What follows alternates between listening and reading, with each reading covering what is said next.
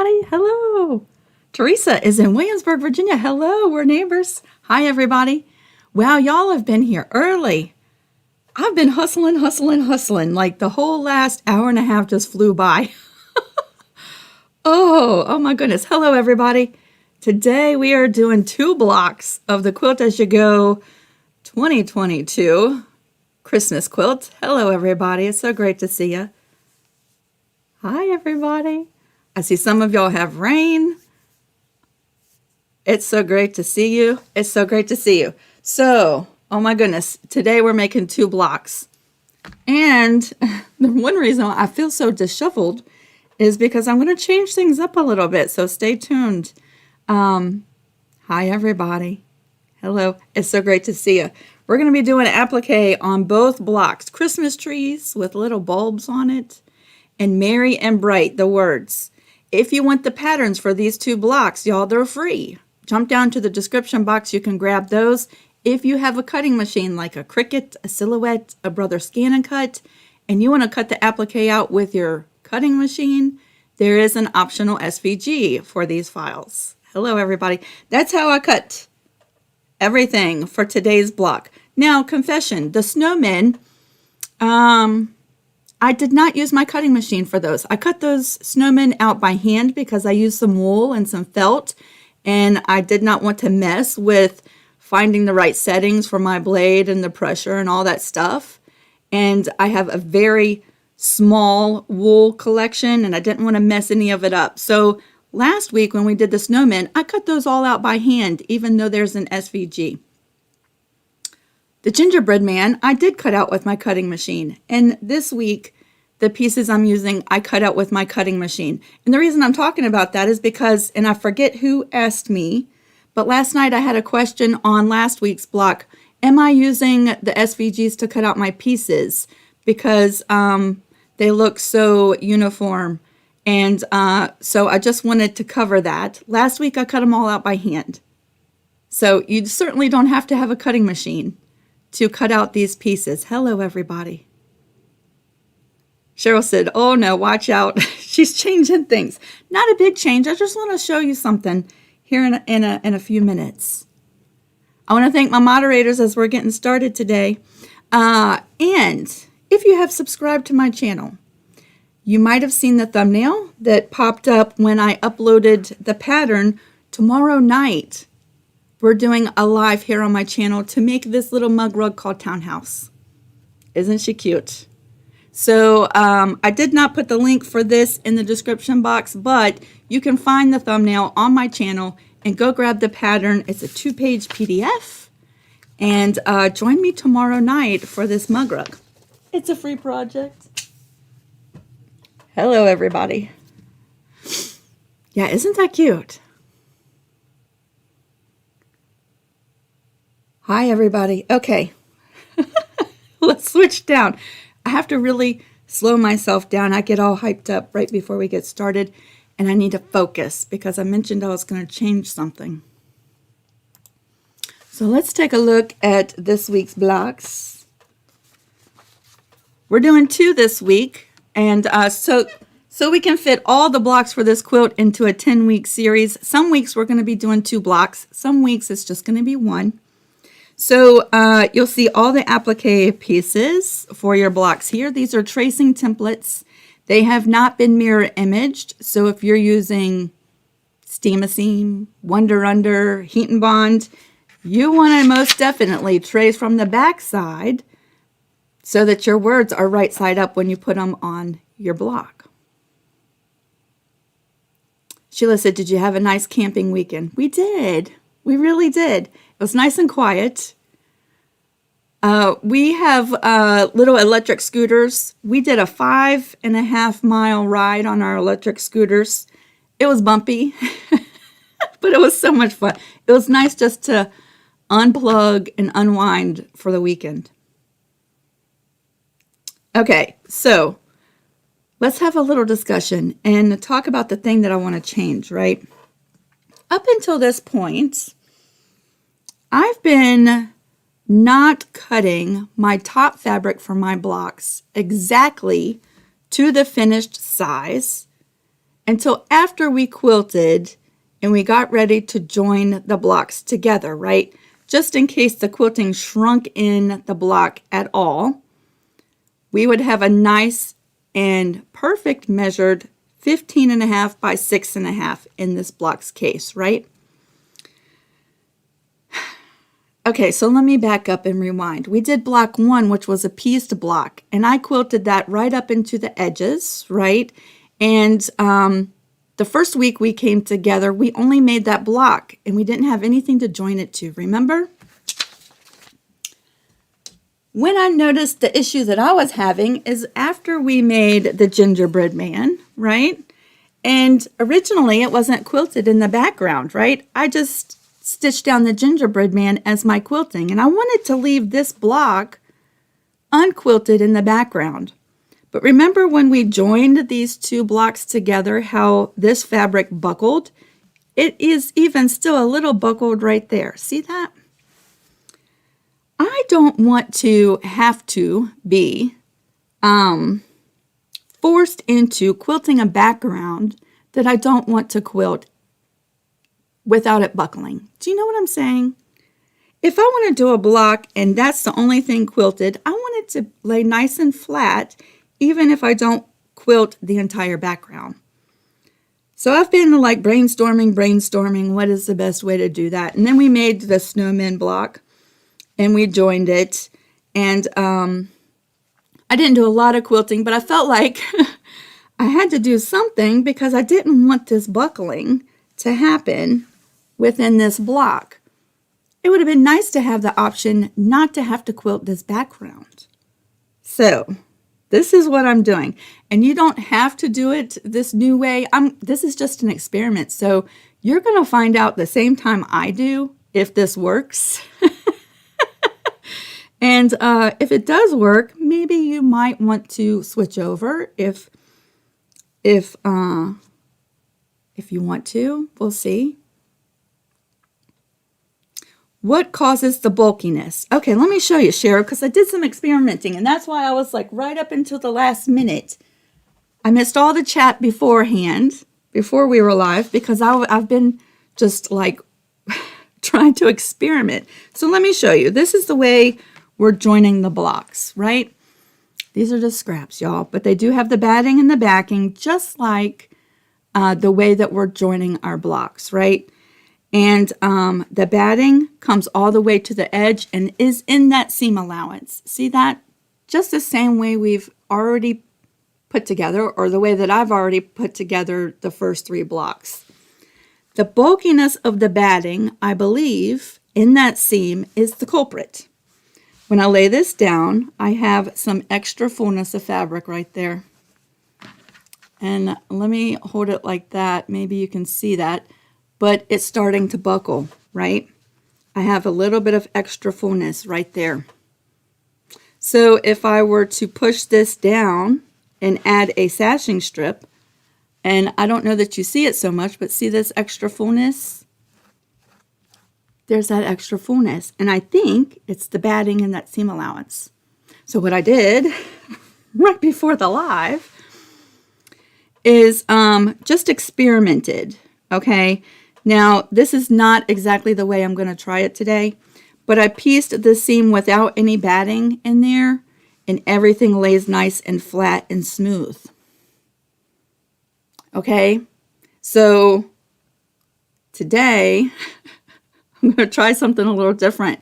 So bear with me, because we're also doing 2 blocks today as well. But the good news is I'm not going to quilt the background, which I think could be time consuming if you're doing that. But let's see if my new idea works. We'll see.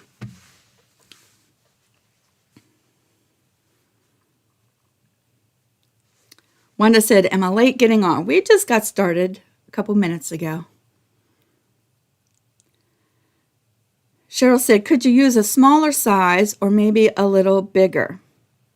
Let me show you, Cheryl, what I'm going to do, and we'll see if it works. And then you can kind of judge to see what you want to do, right? But I think it's that batting and the seam allowance is what's causing me to have that buckling. So, unlike the last couple of weeks, This week, I went ahead, and I just got done doing this. I went ahead and cut my 2 top fabrics exactly. The red one, 5.5 by 4.5. Okay. And this beige one with the background, 15.5 by 6.5. I've already pre-cut it exactly the size that this block is going to finish. The backing and the batting, I have not. It is considerably much larger than the background for right now. Okay, so you'll see. Whoops. The red one goes on that piece. You'll see the batting and the backing is considerably, I didn't measure it, I just rough cut it, right? And this is how we're going to start off. All right. The last couple of weeks, I just cut it. I did not cut this piece exact yet. All right. So let's see if this experiment works. I'm going to put this off to the side for a minute because I am going to go ahead and put my applique fabrics on while they're in this stage. Okay. I can put that off to the side. All of this I've just been thinking of right before we got started, so if I seem frazzled, that's because I am. Let's move this over. Let me turn on this iron. Cotton setting, there we go. Okay. I'm going to fuse all these pieces all at the same time.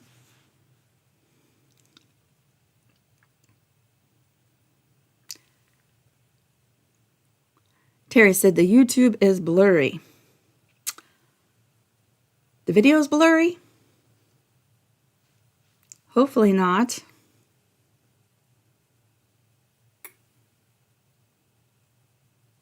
Kitty said it's good to experiment. We'll see if it works out today. If not, I can just make new blocks sometime in the next week, right? We're going to try it and see if it works. All right, I just heard my iron click. So here's what I'm going to do. Because this is an exact size, right? I want to sort of center my words right along the middle of this block. So I'm just going to do a finger press as a guide. And it's hard to see that finger press. I can just barely see it. And I'm going to pull out all of these pieces. We've got our 3 trees. We've got the stumps for our trees. We're going to just put these right down here. And we have all these words, or all these letters. Let's see.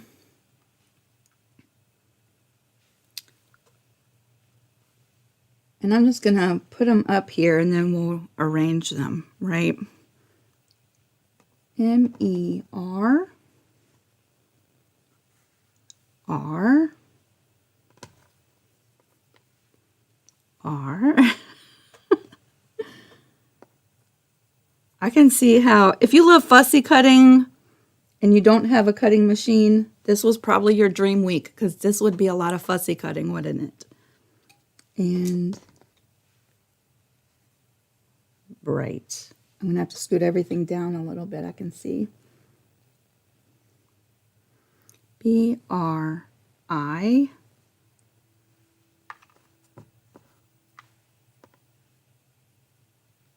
G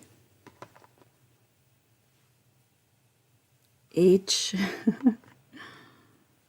T. We're going to have to move it down a lot. That's about the center, so I know I want to scoot all of this down, down, down. My pieces have Heat and Bond light on the back of them. So they're ready to fuse as soon as I get them situated. Just scooting them down.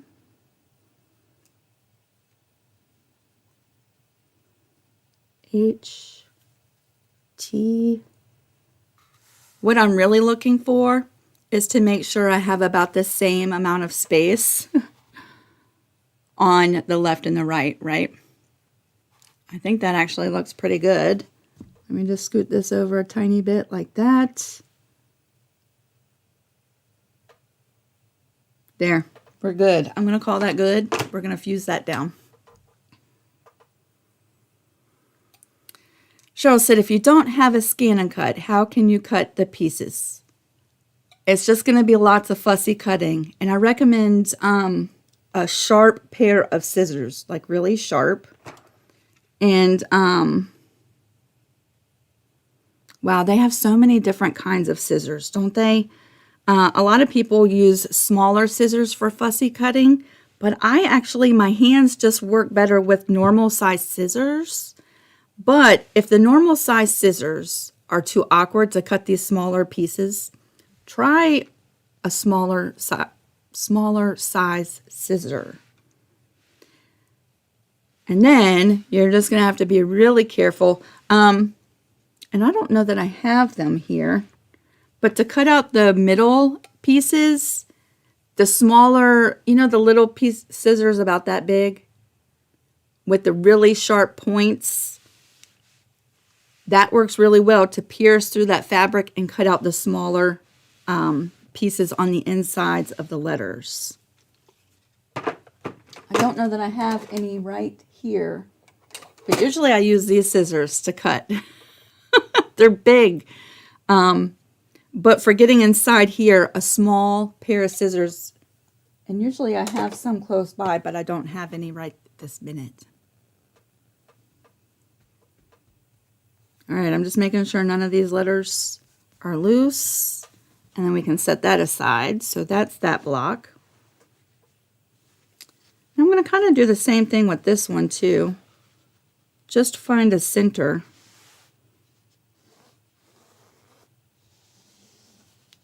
Like that. And we're going to position the trees. Let's see, I want to put one right in the middle. So let's find that middle section first, like that. See that? And then we can put these other trees in. Now, keep in mind that there is a 1/4 inch seam allowance on all 4 sides that's going to be hidden. So keep in mind not to place your applique too close to the top or the bottom.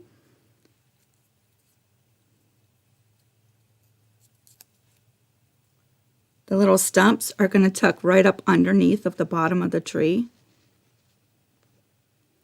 Like that. So I think we can actually scoot these down a little bit. I think that looks good.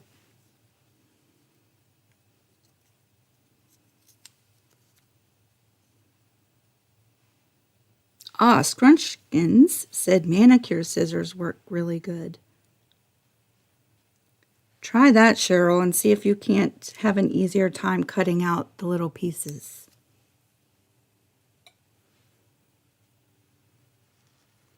And I'm just sliding that little stump right underneath of the bottom of that tree.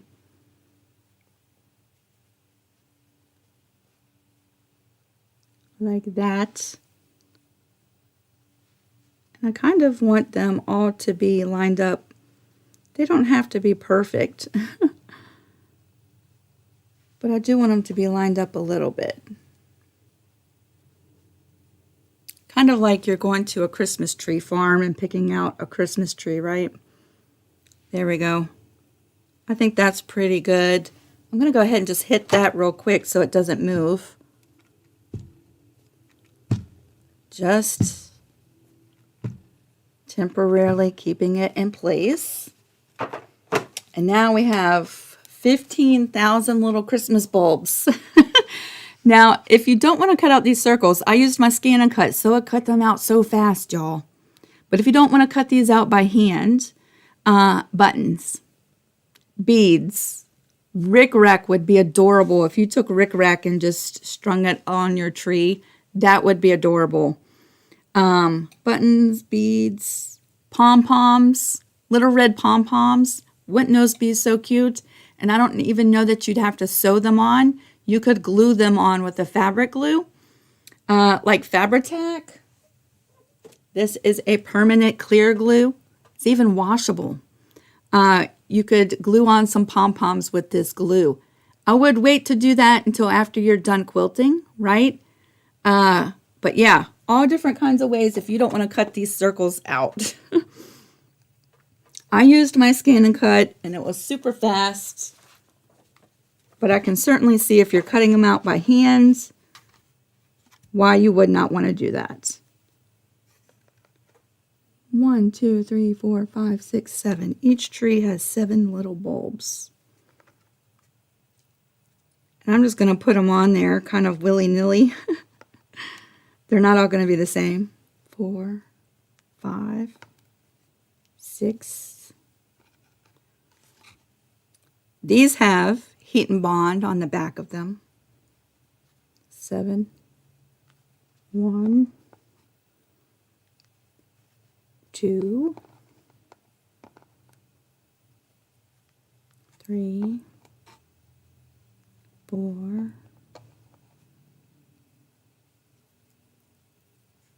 5, 6. Some of my little bulbs have stars in them. 7.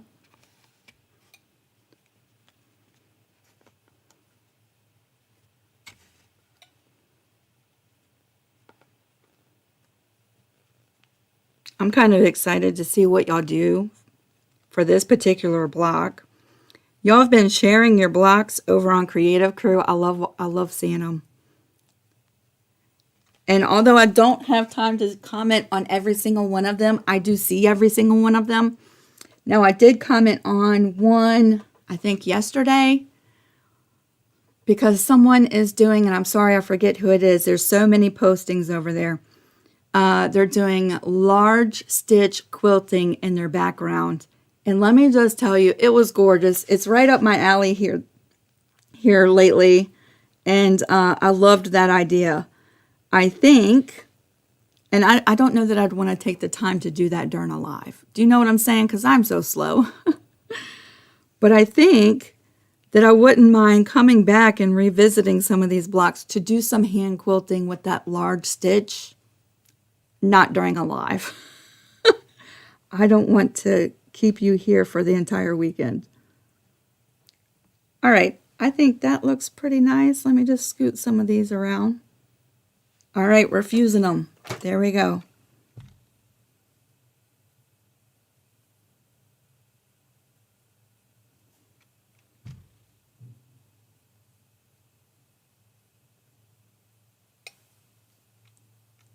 Oh my goodness. Let's see. I'm just catching a couple of comments. Quilter South Dakota. I used the color dots from the salvage strip on fabrics. That is such an awesome idea. That is such an awesome idea. I'm just making sure these are really fused down so they don't move while we stitch them in place. Lucinda said, should I put heat and bond? Should I put it on first before hand cutting the letters? Absolutely, yes. And you'll have a much easier time. So trace the letters on your heat and bond, fuse it to the back side of the fabric you want to use, and then cut out directly on the line. Not only are you going to have the pattern that way, right? The paper from the heat and bond is going to help stabilize that fabric so that the cutting is much easier. All right, let's just make sure nothing moves and we're good. All right, now so here comes the experiment, y'all. All of our pieces are fused in place. Let me bring these battings and backings back over here. Let me scoot you over. So here is my back fabric. Let me just give that a press real quick. She's been folded several times.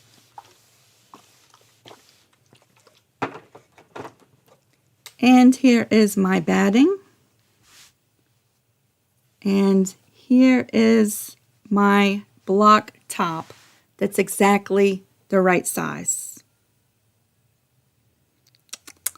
Here's what I'm going to do. I'm going to take this to the sewing machine and I'm going to do a basting stitch 1/4 of an inch away from the edge all the way around.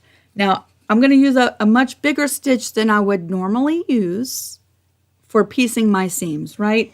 So I'm going to set a 1/4 inch seam allowance, and I'm going to set my stitch length to 2.8. I just want it to glide right over top without pushing and shoving, squishing anything, right? But that stitch is going to secure these 3 layers in place. And I'm going to do that for both the top, this one, and the other block. So I'm going to move over to the sewing machine. Now in my bobbin, I have a thread that's going to disappear. It's a white thread. It's just going to hide right in my fabric. I don't know if it's going to show or not. This is an experiment. So what I did is I picked a thread color that I wouldn't mind seeing on the back of my quilts. Again, it's on the back. But you might want to coordinate your thread if you're going to try this, right? And I am just going to baste these layers all the way around.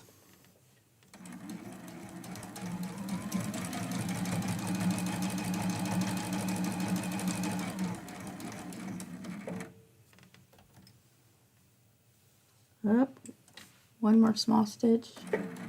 There we go.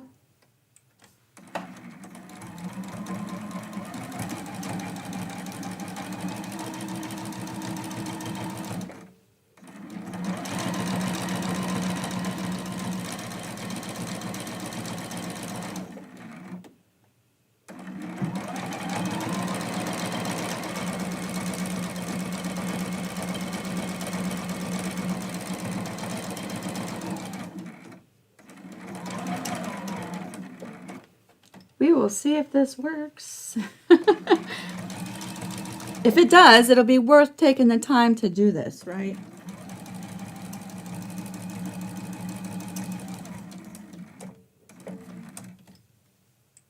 On these 2 blocks, all I really want to do is stitch down the applique as my quilting, and I don't want to quilt the background.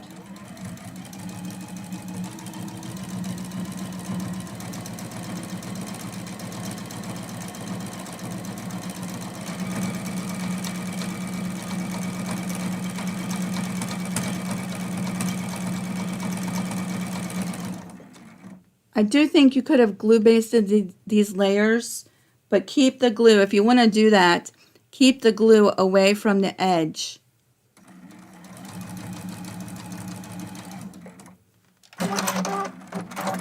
All right, so there's my basting stitch on that one. Let's put that one aside, and I'm going to just quickly layer this other one. And while we're at the sewing machine, I'm going to bring this one over and do the same exact thing, right? I might even throw a pin or 2 in there just to keep it in place. How about that? And you'll see the pins here in just a second. I'm just pinning these layers. The warm and natural batting kind of helps keep everything in place anyway. But there's 2 pins just to keep anything from shifting around. I'm starting 1/4 of an inch away from the top seam, or see that? I'm actually starting my seam 1/4 of an inch away, and I'm just eyeballing it, okay? I'm not getting really exact. You could mark your fabric if you want.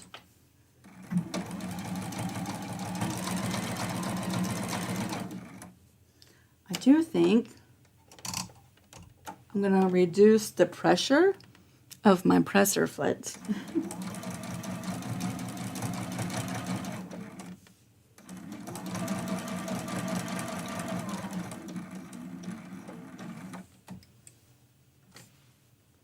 All right, this thread's going to blend right in with this block, so you might not see this basting stitch as well.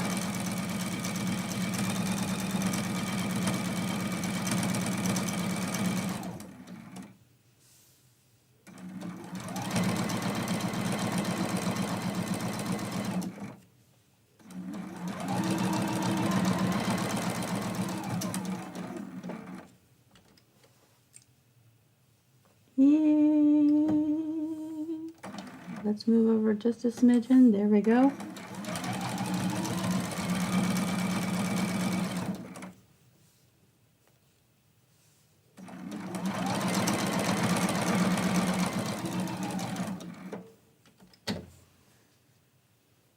Oh, and I have to make an apology to my cats, y'all. Last week, the little balls, the little buttons for the gingerbread man, I lost one, and I kind of blamed it on my cat. It was on the floor down here, and I must have dropped it. So, that was my bad, not my cat.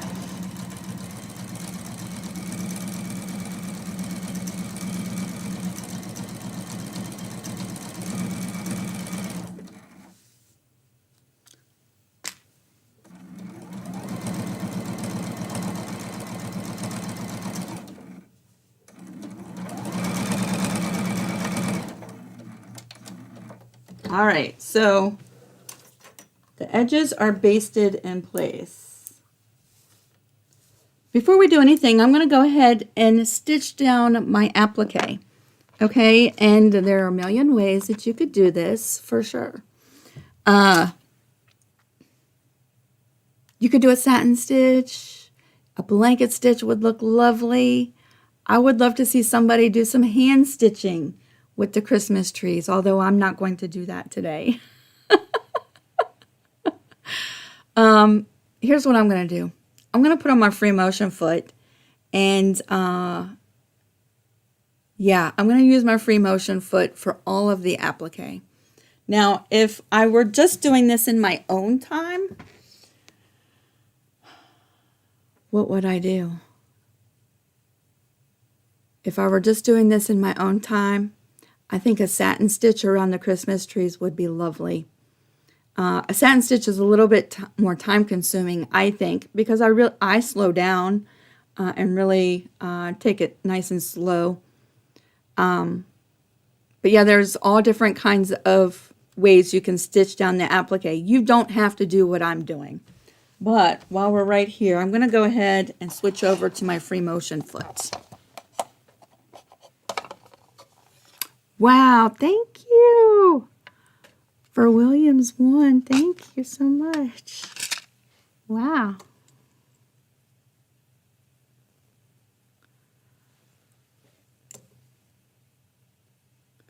Yeah, Valerie says, I think I'm going to like your new way better. We're going to see if it works, Valerie. We're going to see. I'm going to switch over this foot, and that only takes a second. Now, talk about days of experimenting. I have a closed toe free motion foot that came with my machine when I bought it, right? This came with it. And a couple months after I bought my Juki, I purchased individually an open toe foot for my Juki HXL F600. And I always had problems using this, and I don't know what it was, but I experimented again this morning with a different needle. So let me show you the needle I'm using, because if you have problems with skip stitches while you're free motion quilting, skip stitches, broken threads, tension issues, of course the tension might still need to be adjusted, try using a different needle. This is the needle I'm using today. And I'm using this needle through everything because it'll certainly piece it, seams together. But I'm using a Smith's top stitch needle. And this is a size 80-12. What it has is the little eye of the needle is elongated a little bit, right? And so I put this needle in with my open toe foot. I think you can see better if I use this foot. So we're going to try this foot because this morning I had no problems whatsoever. We shall see what happens. It might be that I have to switch over to the regular foot that I always use, but I'd really like to be able to use this foot. And Lord knows I paid for it.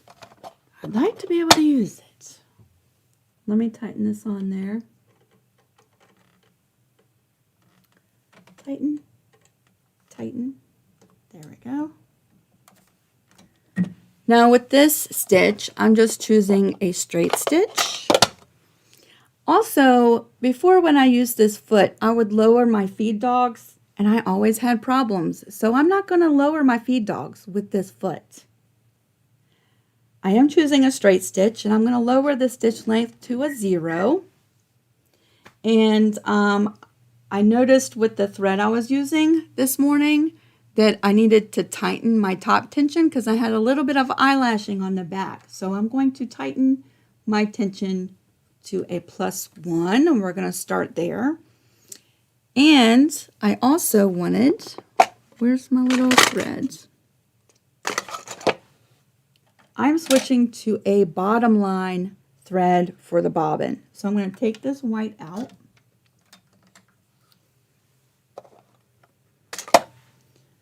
And this is bottom line, and it's just a medium gray. It's going to just disappear on the back side of my quilt. You're just going to see quilting texture, really. There we go. But I did have really good results this morning when I was experimenting. So we're going to give it a go and see what happens. Sheila said, this is a learn as you go series. Yep. Let's just see what happens. Oh, that coffee is good. Okay. So I'm all set. I just want to make sure. Do I need to raise that up any? Just a smidgen. The fabric should just glide underneath of that foot and you can raise it. I don't want it to snag.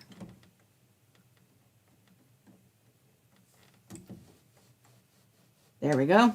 Okay, so we're going to get started.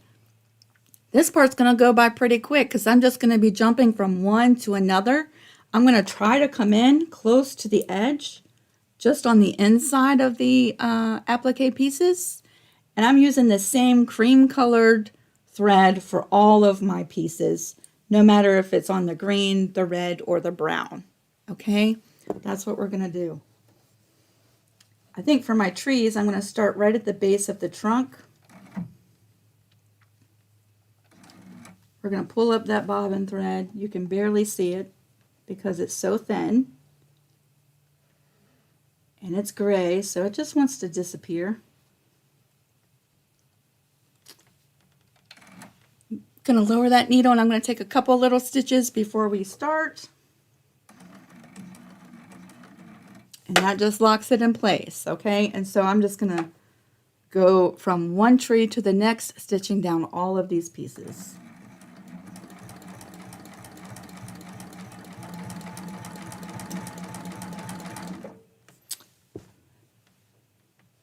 I actually used a brown flannel for the trunks of my trees, so it's got a little thickness to it, and it's kind of soft and cozy feeling.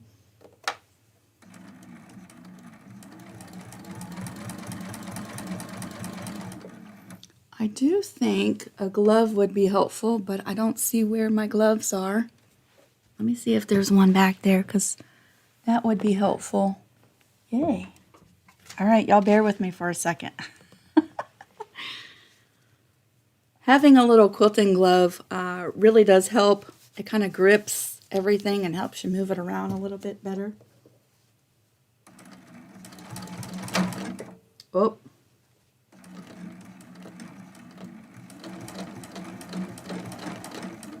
Don't do it. Don't do it. Maybe it doesn't like going that way. Let's see what happens.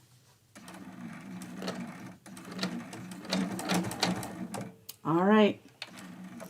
Doesn't that make you mad? Now watch this. Okay, let me show you.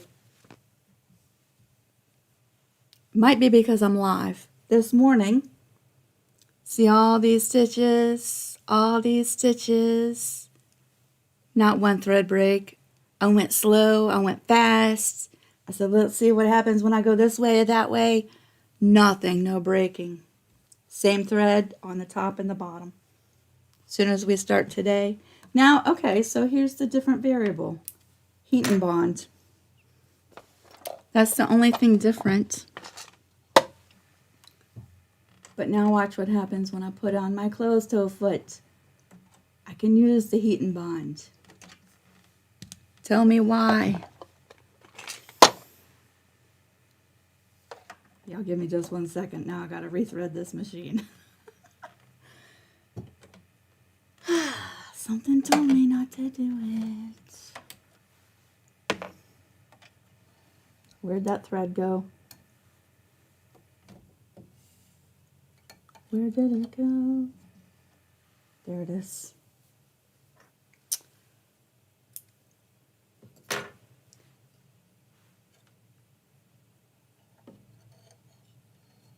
I'm curious. I know several of y'all have the same machine as I do. Do y'all have an open toe free motion foot? And if you do you have the same issue? Just curious. I'll have to come back and read the comments about it. There we go. The needle's threaded. There we go. I was just really hoping that I could use that foot because I think like you can see so much better. I have to back up to right before where the thread broke. Re-pull up that bobbin thread. And we're going to get started again. That's a bummer.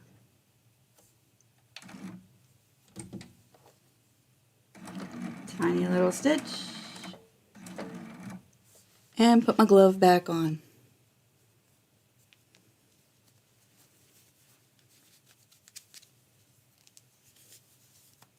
I don't really think it's the foot pressure, Sheila. And that's a really good question. There's not... The only difference is I raised it up just a little bit to accommodate for this top layer of fabric, right? And really, it should just float and skim right over your fabric. Had I not raised it up a little bit, it would have been stuffing that fabric underneath the foot. And I think that's too much, right? That's too thick.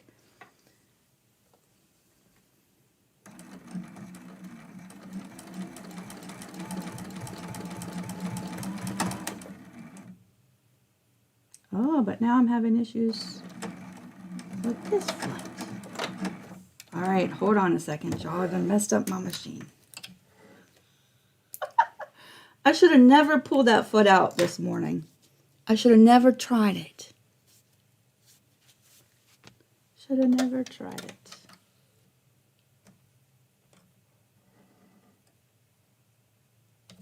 Should have never tried it.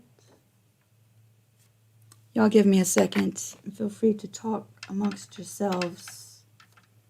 I just want to make sure I don't have a thread down here. It's all right because once I get this thread right, we're going to breeze through the quilting. So hopefully we won't be too much longer. I think that's kind of the beauty of doing free motion stitching with your applique. For me, it goes by really quick.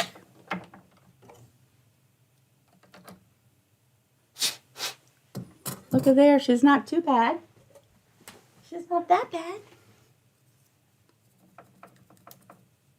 Oh, she's not that bad. That's because I cleaned her out just the other day.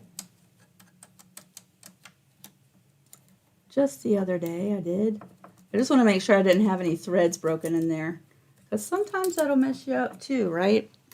I used the thread cutter quite a bit this morning. And I notice that when I do that, sometimes there'll be just a loose thread in here somewhere. Where it just kept it down there for some reason. And that'll actually mess me up too. Oops, wrong way.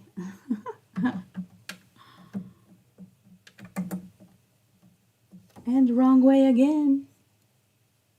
Focus, Lisa. There we go.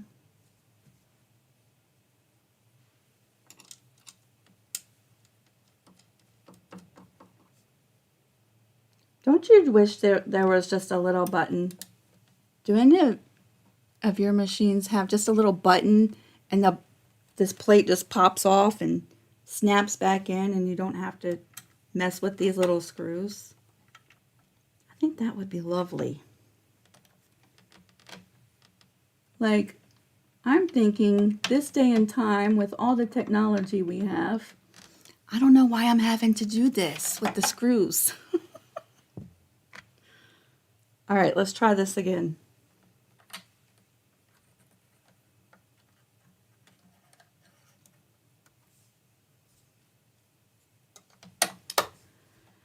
And I think what I'll have to do is throw that open toe foot right in the trash. That's probably what I have to do. Down. Pull that bobbin thread up and back down.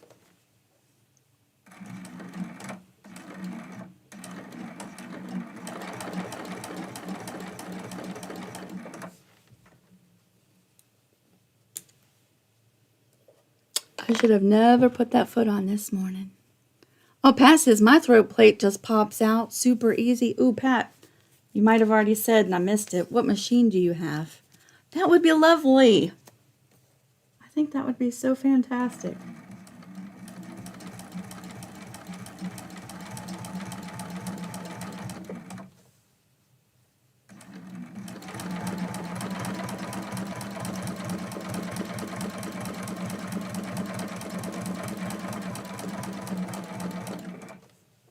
Now I do turn because I have an easier time going straight versus on a diagonal, right? So I'm just turning this as we go.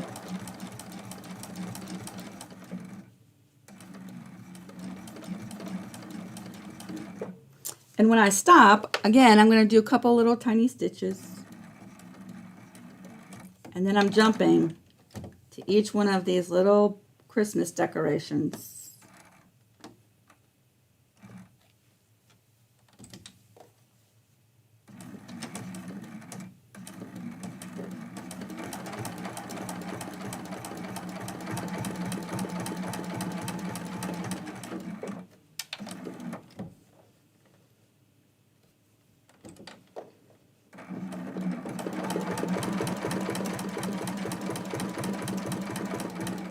You know what else I think would be super cute instead of these fabric balls?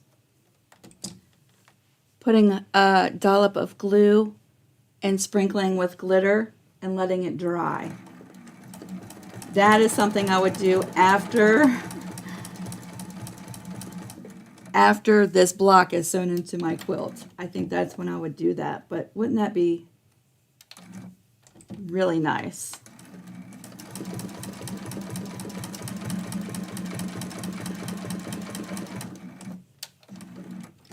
I'm thinking I must have had a little thread in there or something left over from that free motion plate.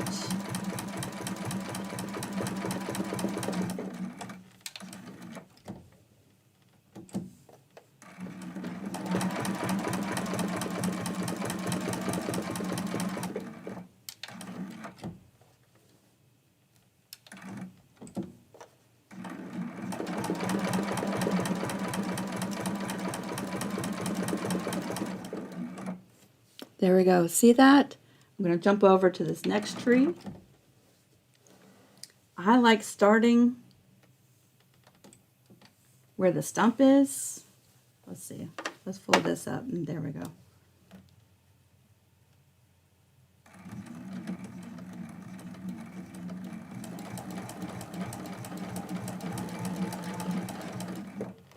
And then we can cut that big long jump stitch so it's out of the way.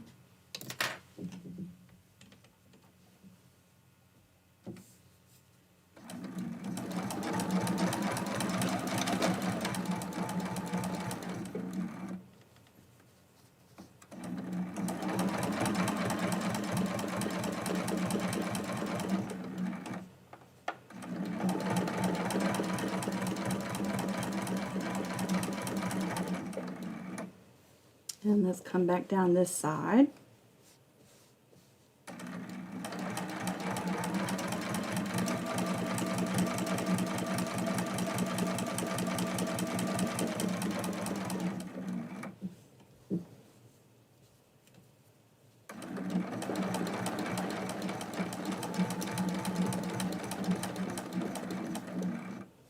All right, now we're jumping to all these little Christmas balls.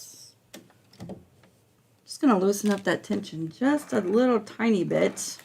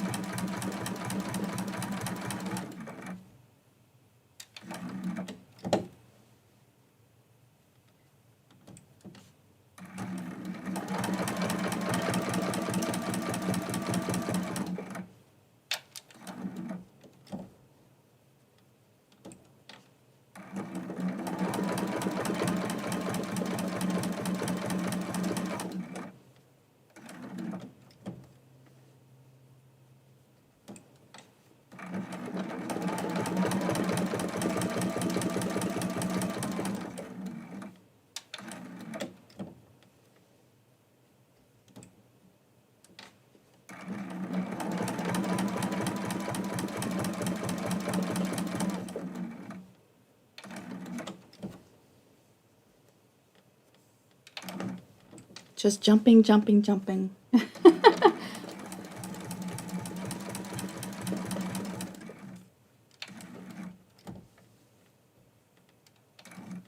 Ordinarily, I would have some music on while I was stitching all these pieces down.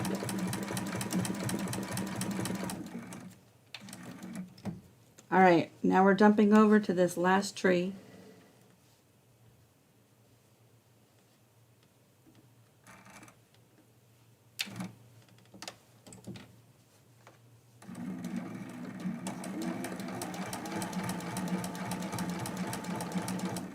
I'm going to cut that long jump stitch so we don't stitch over top of it.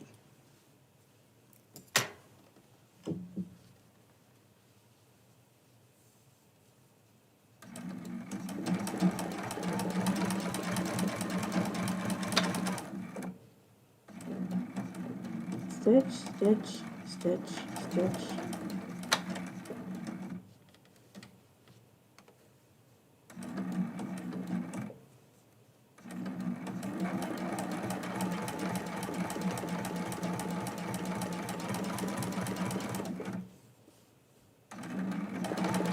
Do you want to know one of the things I think I have issues when I'm free motion quilting during a live is because if something is going to go wrong, it's going to happen during a live. I mean, I think just the nature of going live, sometimes that's the reason why things happen.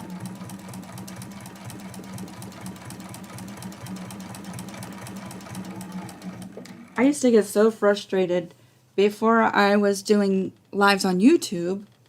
I did lives on Facebook. And it was really great practice. But I would get so mad because I would be doing free motion stitching just fine all day long, and then I go live and it would be nothing but problems.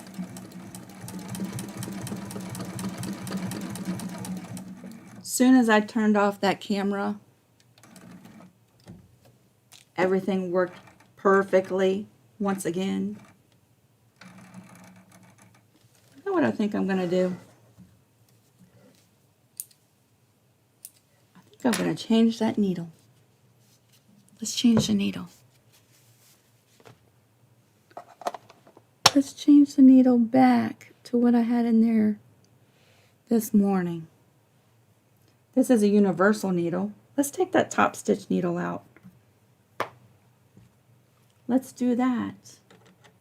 Because even, oh, wrong thing, Lisa. Even with switching back over to my normal foot, I'm still having issues. I think, well, one of the things is the open toe foot. I don't know why I cannot get the open toe foot to work. But the biggest variable that has changed is the Heat and Bond light added to my applique fabrics. This morning, I just quilted through a top layer, a batting, and a backing with no applique fabrics with Heat and Bond on them.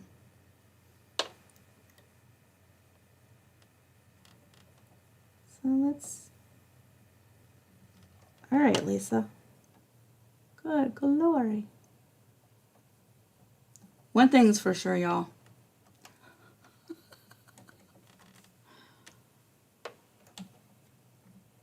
You never know what's going to happen during one of the lives, right? Let's thread this needle and see.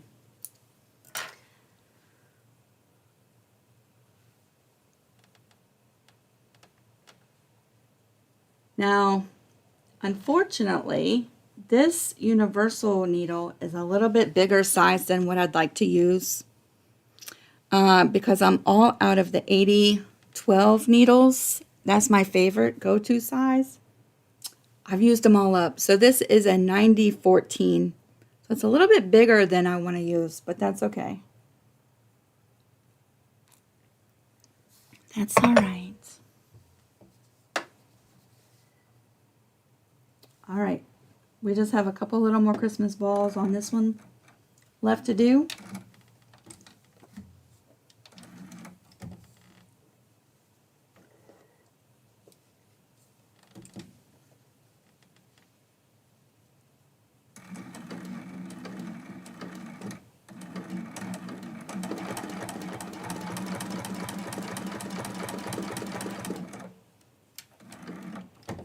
And we're jumping.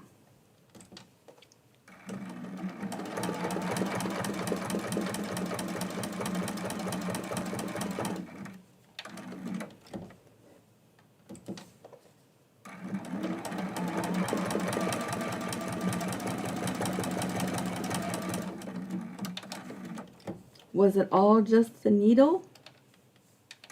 I don't know, but I'm not going to put the open toe foot back on. Maybe that needle doesn't like to stitch through Heat and Bond. I don't know.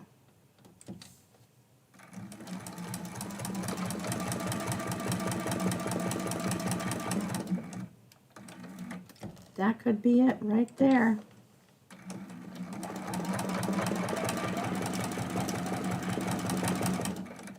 All right. Whew. Hopefully we got that figured out. So let me open this back up. You can see on the back, I'm just going to have some quilted texture. See that texture in there in the shadows? You can't really see that thread. That gray thread just blends in there so nicely. So we just have quilting texture. See the little balls? And on the front, this is how we're looking. Of course, we have a whole bunch of jump stitches. And as part of my experiment, I'm not going to do any quilting in the background on this one, okay? So we're just going to move this one over. I'm going to bring in this one, and hopefully I can make up some time for y'all and just breeze right through this. I'm thinking it's stitching much better. Heat and Bond light, yes. Which with this universal needle seems to be stitching fine. That top stitch needle, I don't know that it likes the Heat and Bond light. That might have been the issue. All right, here we go. Let me get this going, and then I'm going to put on my glove because I think that helps a lot.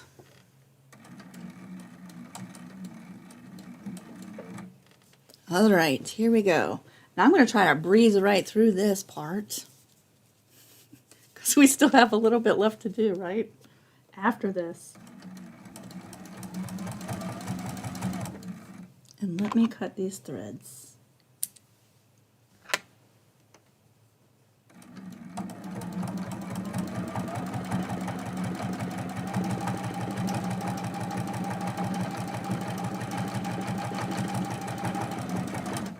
And here's the thing, let me just say this before I just zip through the rest.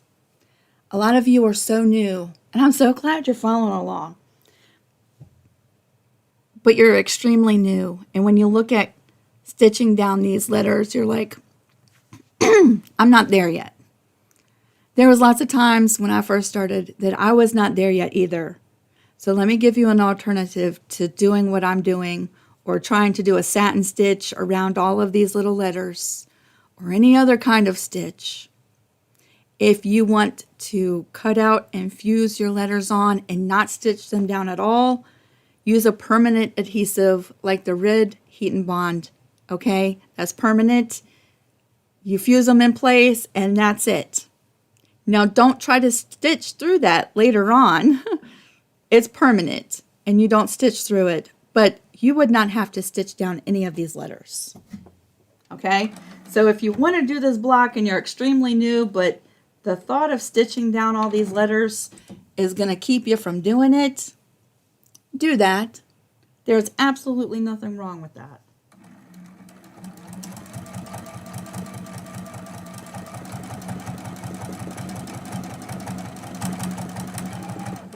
Every single one of my earlier quilts from years ago have applique in them because that's my thing, that's my jam.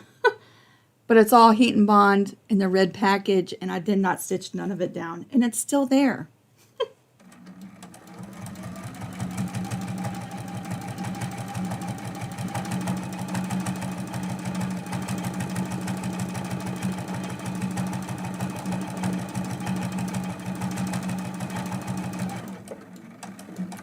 I would encourage you, though, if you want to learn how to do this, to give it a try, because look how much fun it is. Once you get the right needle.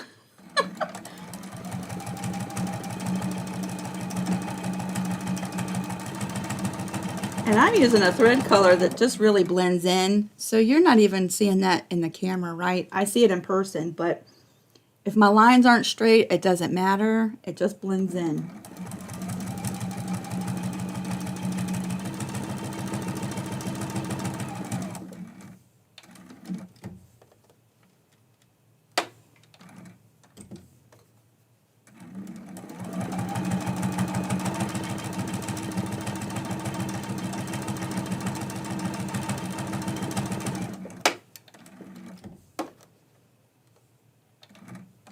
Ooh, we're going through it now.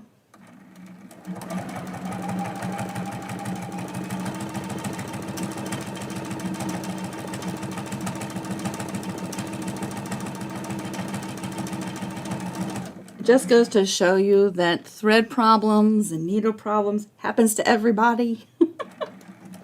It's not just you. It happens to everybody.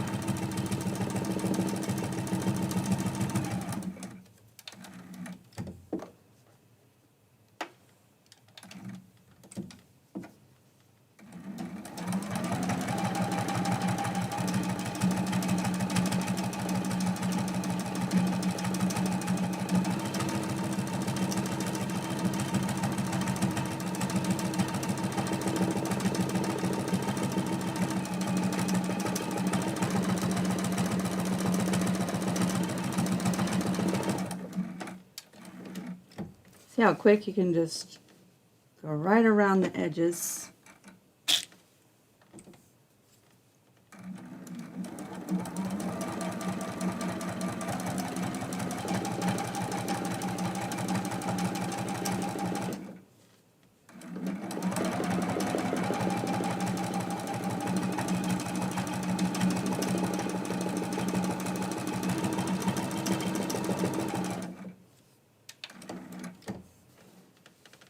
The awesome thing is I'm not in any big hurry today. Like last Friday, I had a whole bunch of work to get done before we went camping.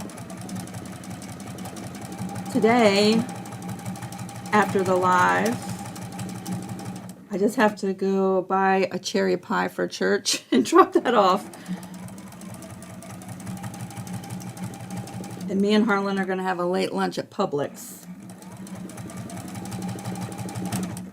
Have y'all ever tried the sandwiches from Publix? Those are so good.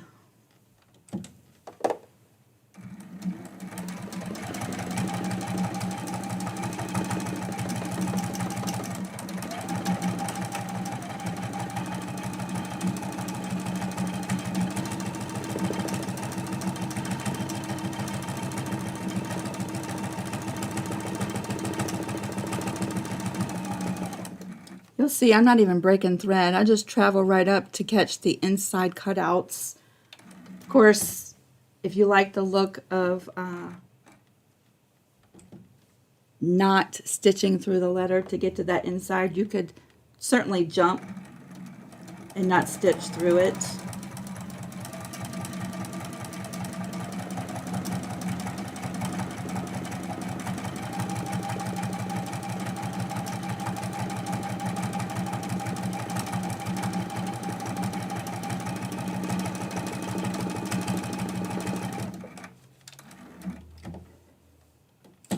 We're breezing right through now.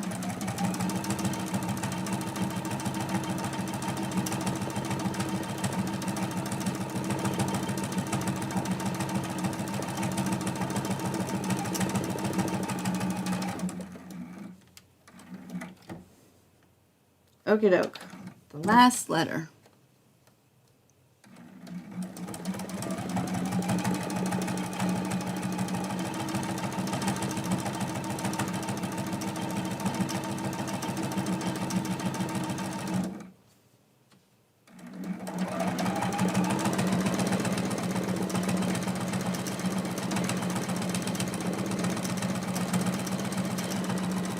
I'm also trying to be really mindful not to stretch this background out of shape.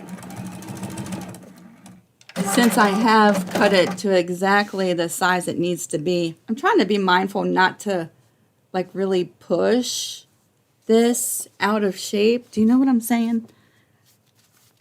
All right, so there we go. Let's switch back over here.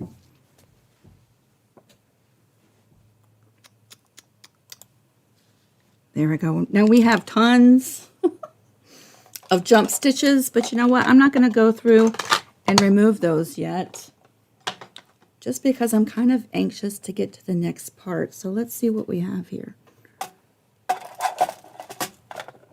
You notice I have to keep everything in little boxes now with lids. I'm trying to get in the habit of doing that because 2 of my 3 cats love to come in and grab stuff off my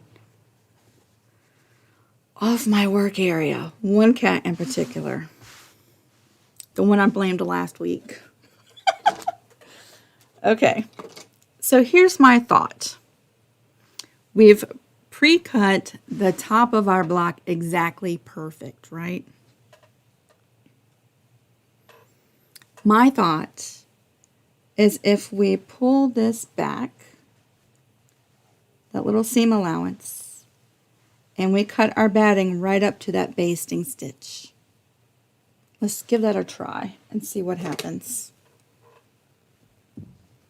Which might be easier said than done. It's probably easier with a rotary cutter if you push this back and pull that backing back. But I don't want to chance cutting it while we're live. Ooh, you know what scissors would look? Hold on a second, Jill. Hold on a second. Here we go.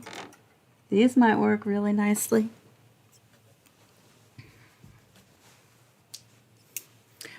Are these duckbill scissors? Is that the correct name of them?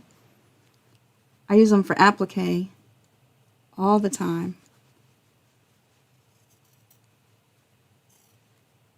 I just want to cut a majority of that batting.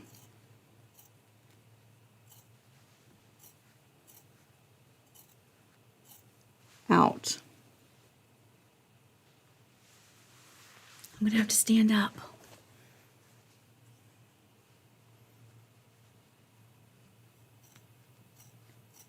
I want to get real close to that seam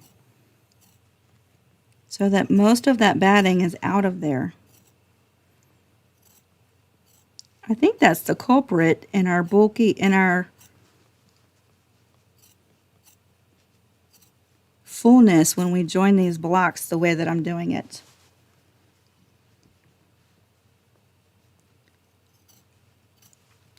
I will tell you, you know, joining quilt blocks, quilt as you go, is a relatively new thing for me. when we did all the things, that was the first quilt I've ever made, Quilt As You Go. Now we joined the blocks totally different in the last quilt. And that quilt laid nice and flat. And then I thought, well, you know, since we're learning about Quilt As You Go, many of y'all have been doing this for years. But because it's learning for me, I thought, well, this quilt, let's try a totally different method. I don't know that I like this method so much, but I'm kind of committed now. So I'm going to try to find a way to make it work.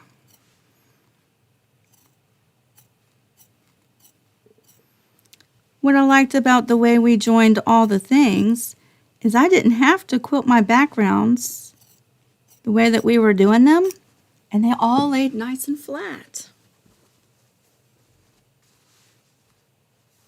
There we go. I'm just cutting that batting real close up to that seam. See that? Real close. The majority of the batting is gone.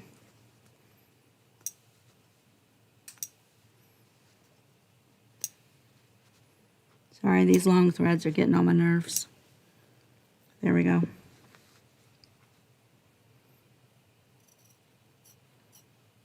And this may or may not work, y'all. We shall see. If it does work, I think it's worth the time of doing it. You're just trading the time you'd spend quilting the background for trimming batting. Right?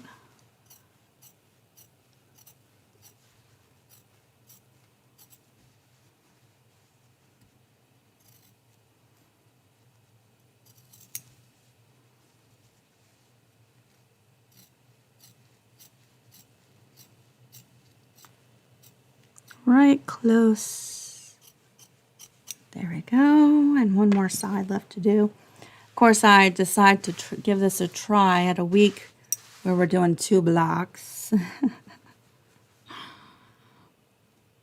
If you're watching on the replay, you can skip forward to see what happens, and you don't have to wait.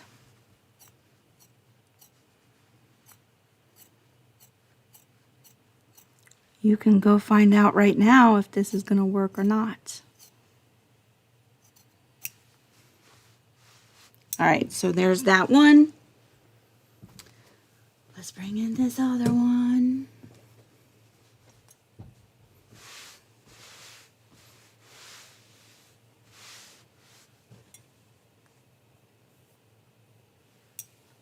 All right.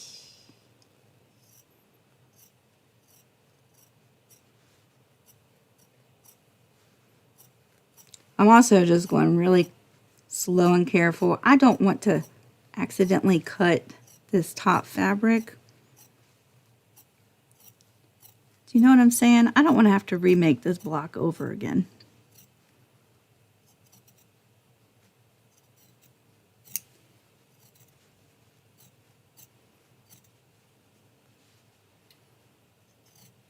And to be really honest, this was just an idea I experimented with right before we started today. There we go. I'm sure there's probably a better way of doing it.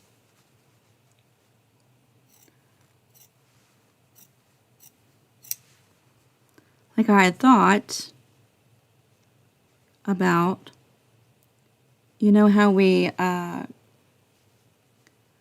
cut the top fabric exactly the right measurements, right? Including the seam allowance. I could trim off more than that. What if we cut the batting, pre-cut the batting and glue basted it on the back? That would probably even be easier than this. I might try that next week if this works.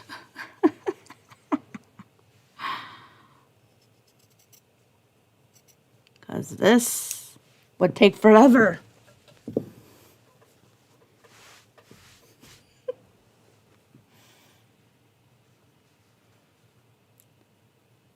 fold the backing back. Well, see, with these scissors, that just rides right along the back. I'm not really worried about cutting the back. I don't want to snip this seam allowance here. Do you know what I'm saying? These scissors just ride right along the back. I'm not worried about cutting that.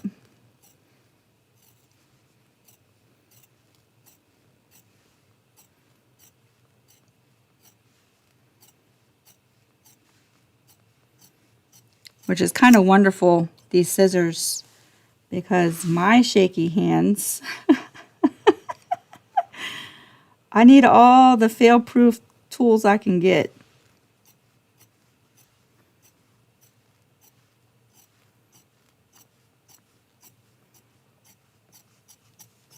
I just want to get close enough that I'm removing, do you know what I'm saying? A majority of that batting. We have one side left to do.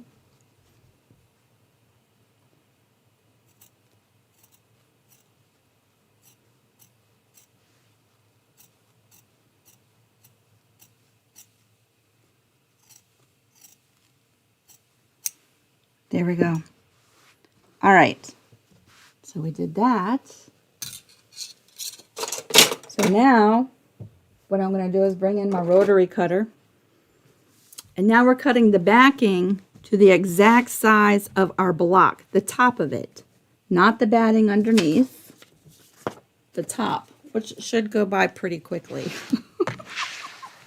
I feel like the hard part's done. There we go. I'm going to bring in, how long is that ruler? Let's bring in the big guns for this one,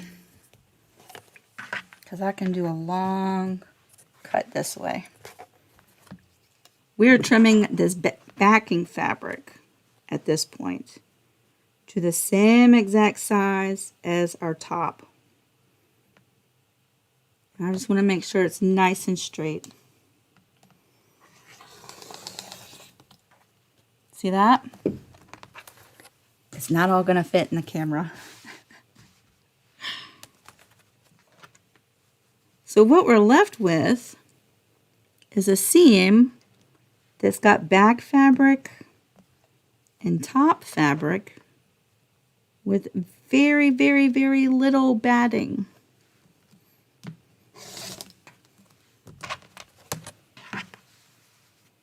And I'm hoping that's going to help a lot. If not, I'm going back to the drawing board.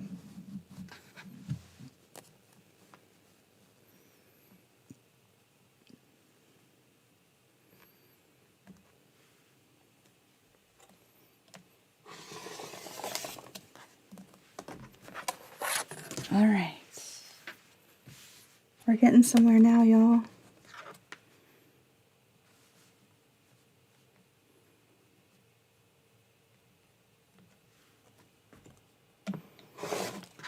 Okay, so there's that block with the majority of the batting removed in that seam.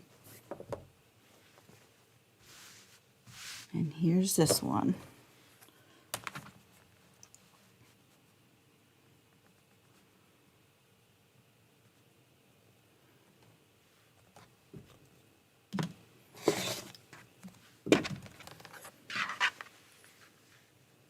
I do really like those fabrics.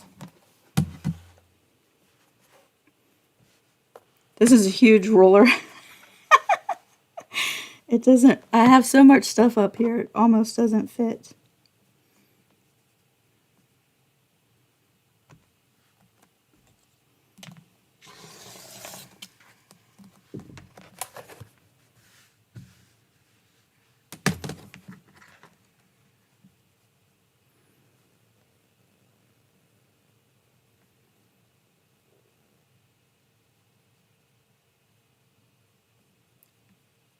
Just trying to make sure I keep it nice and square. I don't want to cut it uneven.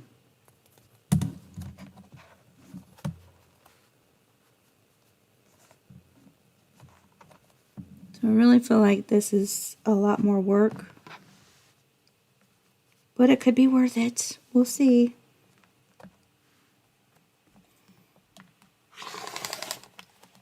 All right, so there we go.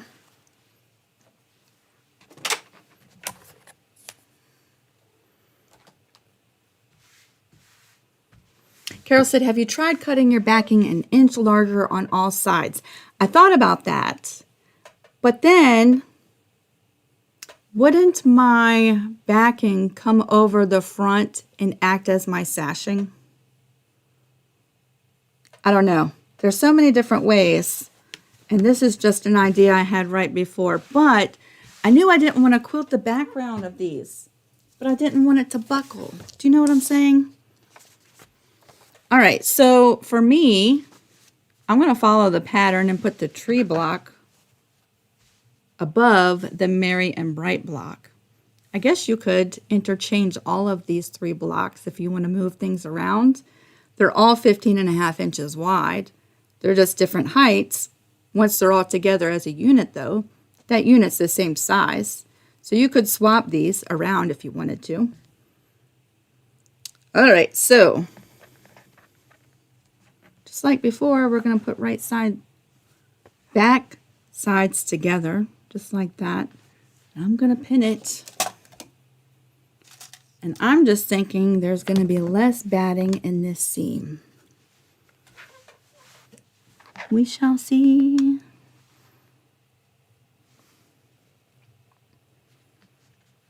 Sorry, I just wanted to stand up. You know what? Do I have any binding clips close by?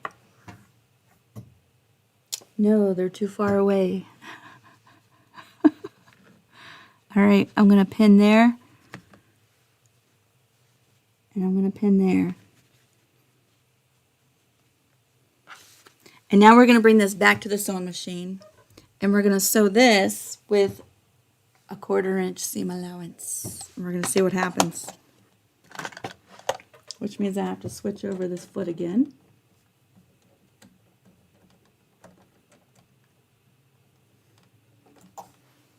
Switch over that foot. Put on my normal foot. Adjust my tension.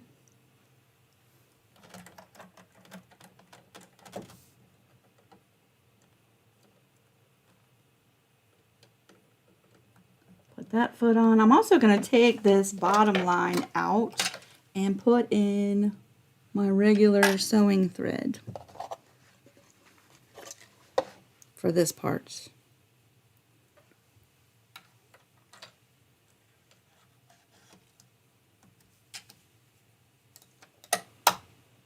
And while we're doing maintenance stuff, I've been using a gray thread on top to sew down my sashing.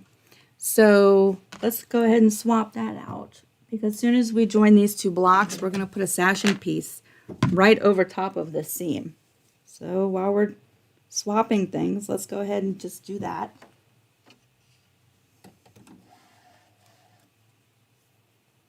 Ooh, I'm going to have a mess to clean up when we're done.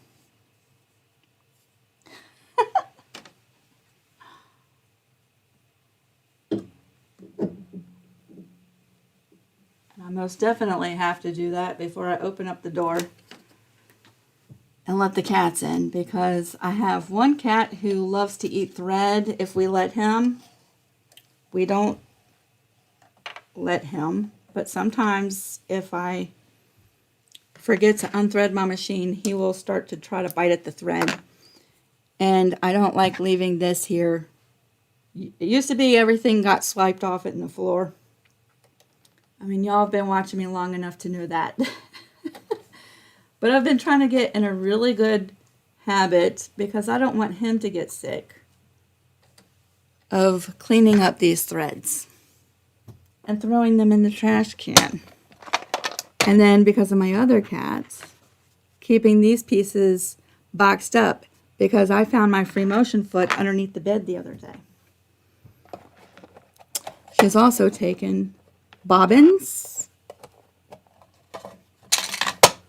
and all kinds of stuff. Okay, now let's switch over. 1/4 inch seam allowance. I'm going to bump it up to a 2.4 with the length. Okay, and that's just me.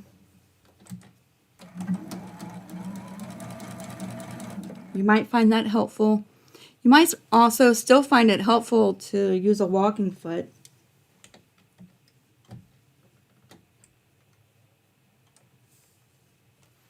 We're going to sew this 1/4 inch seam allowance.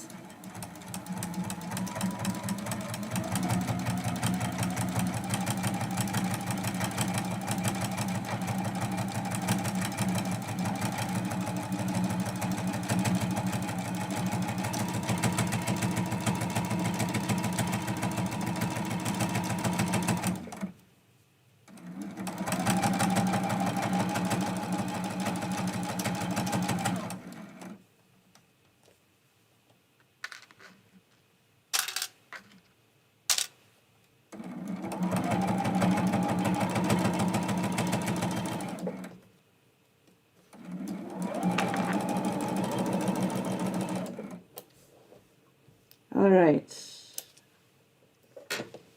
let's bring it back over here. Let me wake up my iron because we're going to do a little bit of pressing.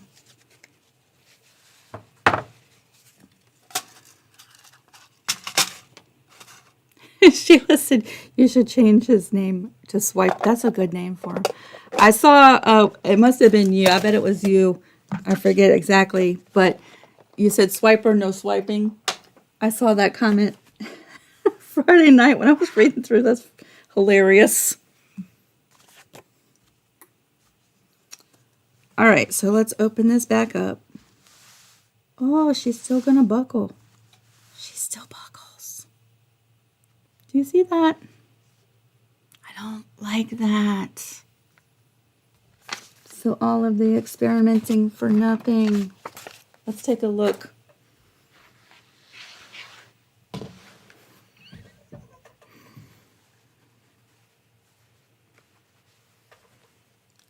Pull it out. Yep. It still wants to buckle. Still wants to buckle. I'm going to open this seam up a little bit. I'm highly disappointed. I'm going to press this seam open. There is a lot less batting in this seam, which I think is helpful. There's just got to be a better way. I just don't particularly like this technique at all, and I'm just going to be really honest and just tell you. I don't like it.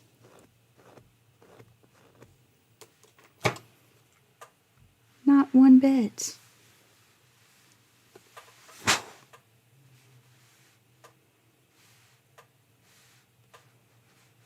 I do know one thing. I can guarantee you by next week I'm going to figure out a different way to do this. Now, ooh, okay, so pressing it helped. Pressing it helped a lot. Hold on.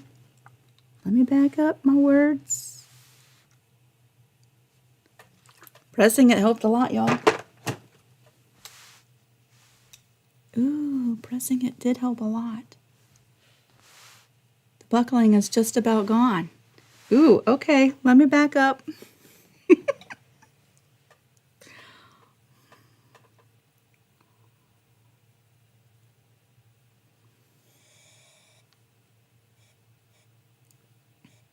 Tracy, that's what I'm thinking too. Tracy said, Lisa, you should cut the batting 1/2 inch smaller and it won't be in the seam at all. That's what I was thinking too. That's what I was thinking too. But then you have to be really exact in placing it on the back side of the front of your block, right? But we can do that. We can mark it and glue baste it in place on the back so there's no batting whatsoever. I bet you that's what we do next week. Vicki said you need to try machine quilting in sections. And I totally agree. Here's the thing. I don't want to quilt every single background. Do you know what I'm saying? Some blocks, I just want the applique to be quilted and featured in the block. And while some blocks we will quilt the entire background, I don't want to be forced to do that just to get a nice flat block. Do you know what I'm saying? I will say, and here we are in week 4, we still got 6 weeks to go. 6 weeks left to go. I like the way we joined all the things much better than doing it this way. Doing it this way, the back, there's no sashing strips, right? So it kind of looks like a solid back. I mean, there's lots of piecing in it, but there's no sashing strips on the back. I do like that. But I like the way we joined all the things much better. And I'm just going to let you know, especially for those of you who are thinking about trying this method for the first time, check out this, how we joined all the things. Because I like, to me, it's just a nice, cleaner join. But we're going to keep going. We're going to deal with adversity.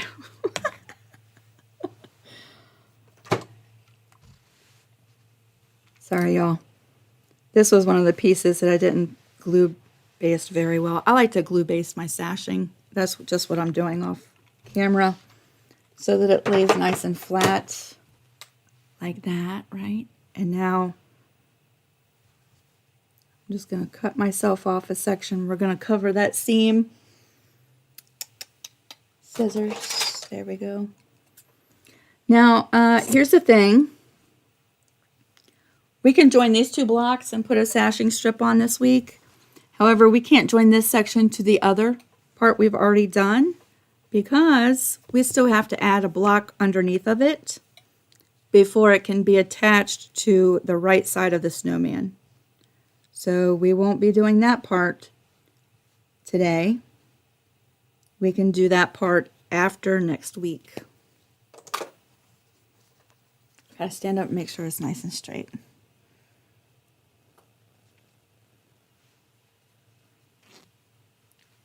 Ooh, I have some threads. There we go. Thread, thread, thread.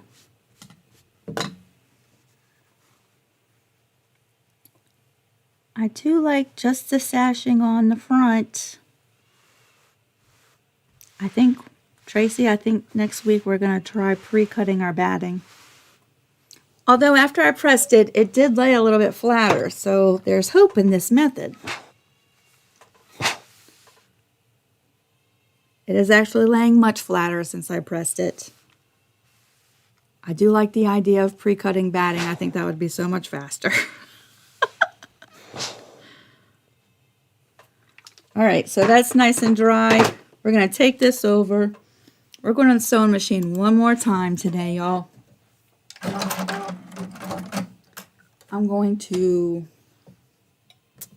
where's my box? I'm going to put on my little zipper foot. I just switched over to the gray thread that I've been using for the sashing parts.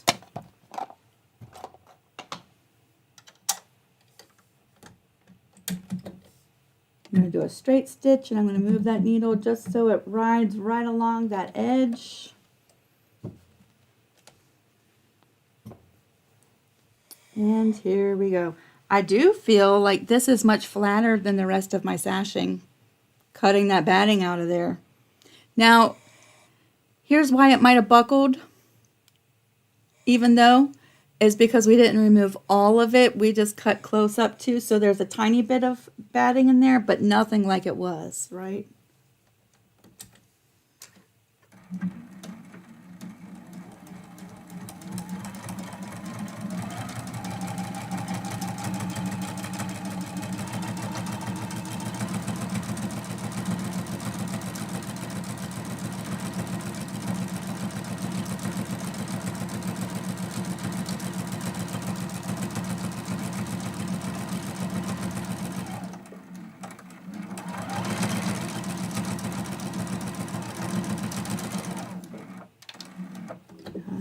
and now I'm just going to come back the other way.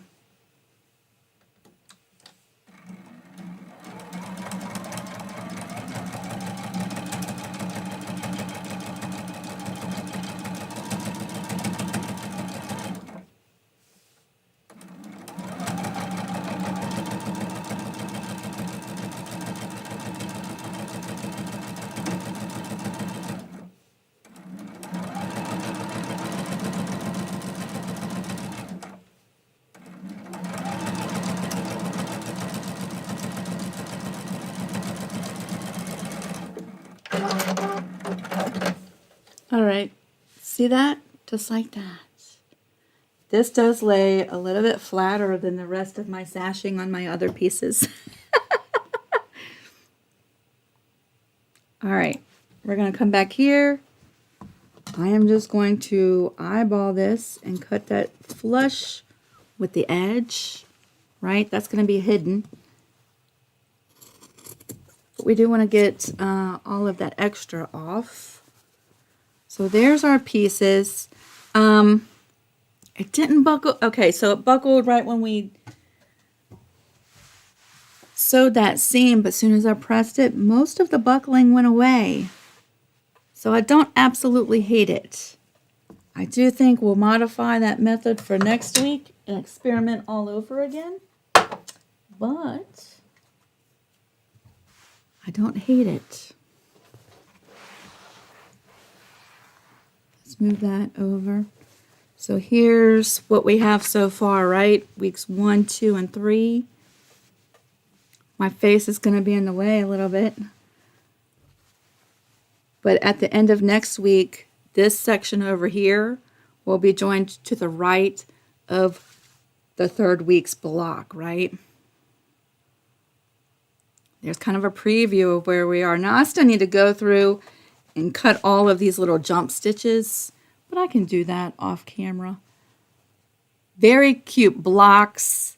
I hope this has given you lots of inspiration for your block and some food for thought, right? If you're like me and after week 1 you've not been in love with how the joining process is going with this particular method, let's work on improving it, right? That's what I'm going to try to do.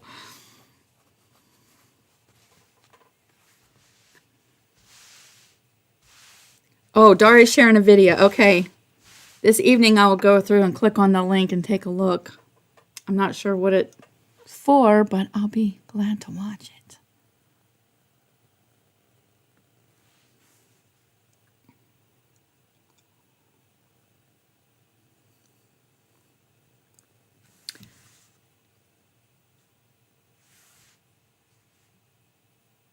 Although that was a little time consuming. I think next week we're going to pre-cut that batting, which will be a little bit work up front, right? But hopefully no batting in that seam at all.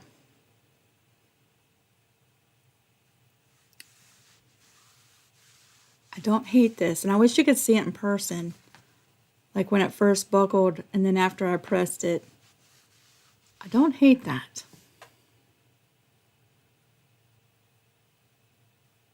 Oh, Dari said it is your heat and bond light versus ultra whole. Oh, is it a video about heat and bond? Okay.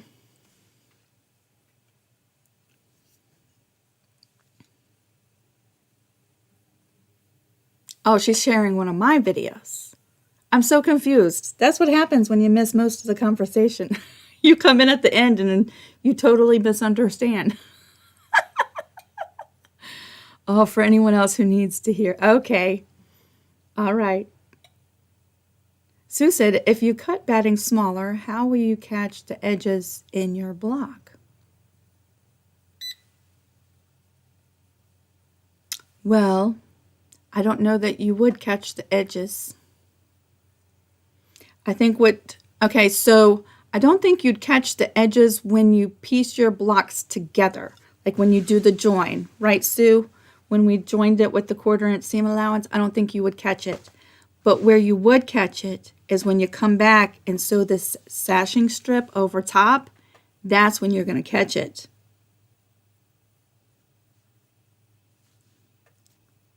I think.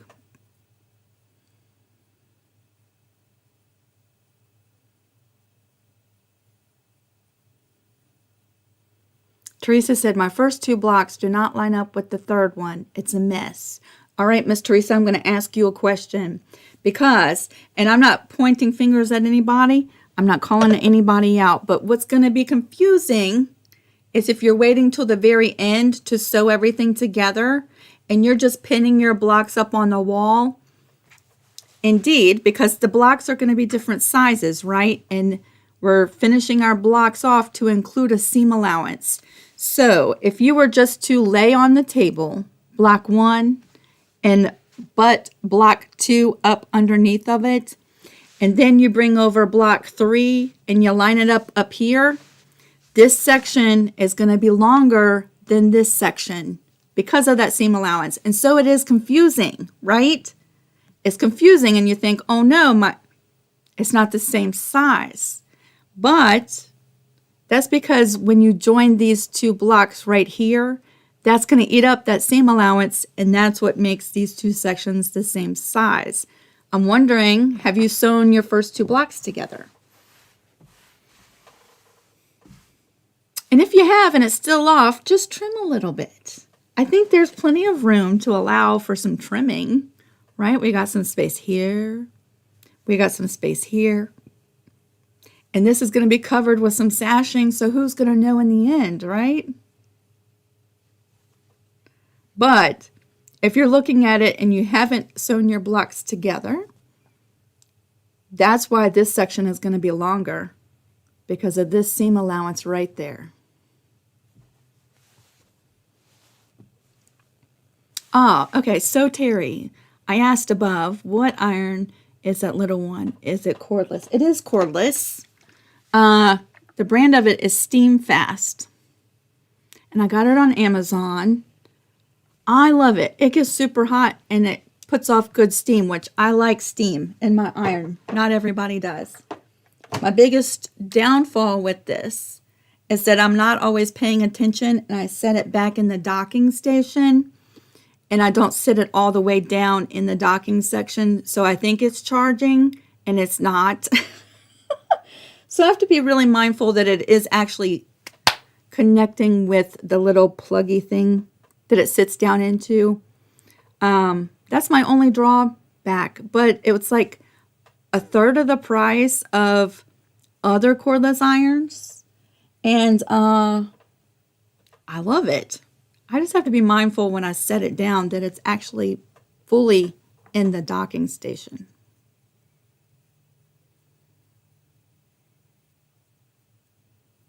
I do think I'd like to have a Panasonic one day, but for 1/3 of the price. When I bought this one, I was shopping and I was like, I could buy this iron and I could get some batting and some other stuff, or I could buy a Panasonic iron. And I chose this one and I've not regretted it. I do think I'd like to have the pretty pink Panasonic one day though. Maybe one day, maybe for Christmas.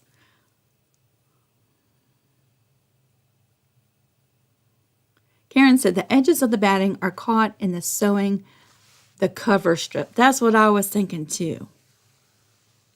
I know this is sewn into the batting, but I'm thinking that's when you would catch it.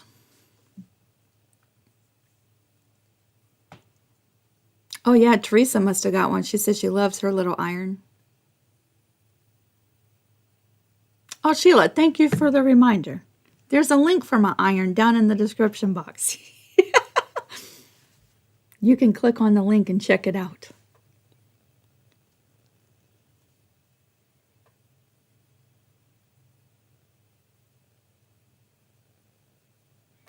All right, y'all. There we go. I think the blocks are totally adorable. I'm not 100% in love with the method I used today. We're going to see if we can't perfect that by next week. But yeah, make sure to share pictures of your progress. At this point, you're just going to be holding on to 2 sections of the quilt until next week, right? Oh, here we go. You're just going to have 2 sections of the quilt. Just put them off to the side. Yeah, feel free to share. I can't wait to see the variations. Y'all are just so darn creative with the different things that y'all are doing.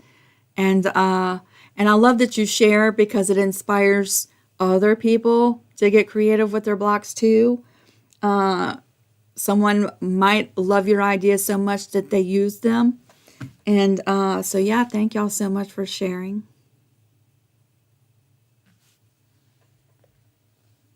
Thank you, everybody.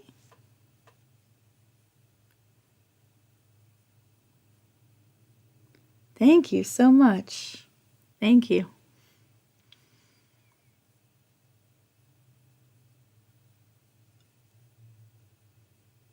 So we had some issues with the thread today. I'm going to tell you what. I'm going to just toss that presser foot, the open toe presser foot. I'm going to go back through because I had prompted a question. Does anybody else have that presser foot, the open toe presser foot for the Juki? And do you like it? I'm about done with it.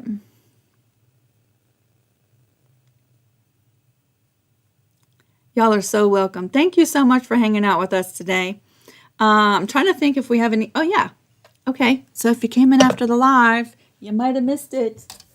Tomorrow night, we're going to be live. We're making this really cute mug rug. To get the pattern, it's free. Go to my channel, Lisa Capen Quilts. You'll see the thumbnail, right? And the pattern is in the description box of that thumbnail. But this is what we're doing tomorrow. Sort of a variation of a log cabin block, right? Isn't that cute? Super cute. And so we're going to be hanging out tomorrow night to make that little mug rug.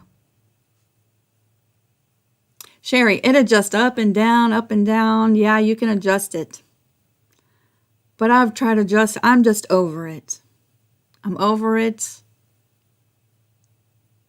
I'm over it.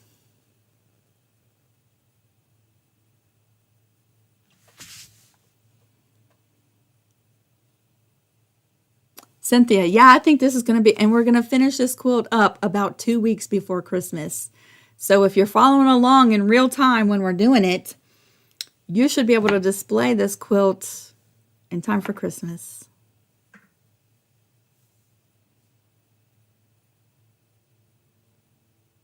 Miss Sally, I had the bottom line in. I've tried all kinds of threads, all kinds of needles. I'm just over it. To me, it's just not worth it anymore. Sometimes, you know, your well-being just comes before trying that foot anymore at all. And I'm just going to toss it. I'm tossing it. Stacy said, ideas to expand this to make it a bigger lap quilt. Well, you could certainly do the math, Stacy. You could do the math to make the blocks bigger and then blow up, increase the size of your print settings when printing off the templates, right? Or if you're using a cutting machine and you're getting the SVGs, that's real easy on the computer or in your machine to make the applique bigger, right? The easiest way to make this quilt bigger would be to make several of each one of the blocks, make a couple different quilts, and then join those together, right? So you could make 4 of these quilts and join them together. I don't know off the top of my head what the measurements of that quilt would be, but to me that would be the easiest way to make this quilt bigger. You could even change up the applique pieces you use on each one of the blocks, right? So that it's not the same applique throughout the quilt, but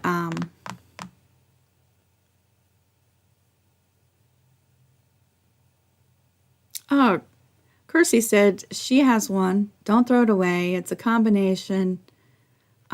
There's one of the combination. I know I'm just so combinationed out. I'm just combinationed out. And here's what makes me really mad is when I'm not live, it works fine.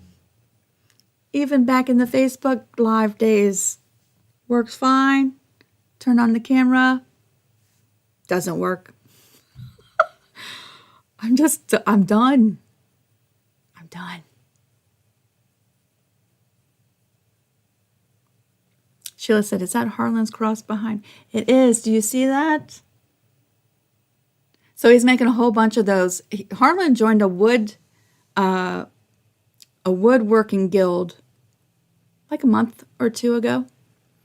And so their project this month is they're making a whole bunch of these crosses, and they give them to different shelters and stuff to hand out to people. So that was his experimenting one to make sure the measurements and everything fit. Isn't that so pretty?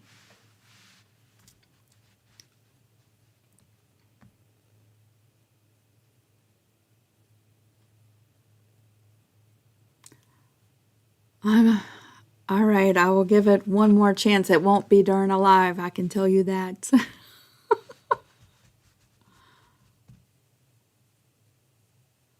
I've tried every combination of thread weight. I've got a YLI thread up in the top and a bottom line in the bottom.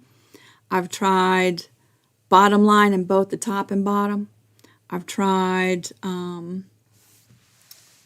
glide in the top, glide in the bobbin, glide in the top, bottom line in the bobbin. Every color YLI, which works very, very well in both my Juki and my long arm. Nope, not with that foot. But I switch over to the closed toe foot, works fine. I don't know. Oh, Tracy said, this iron that I have right here is $101 in Canada, and the Panasonic is $107. Really? Now, I haven't checked lately, y'all. I've had this for a couple months now, but it was only in the $30 range when I bought it. I don't know if it's gone up since I got it. Being in Canada might be the big difference. I don't know.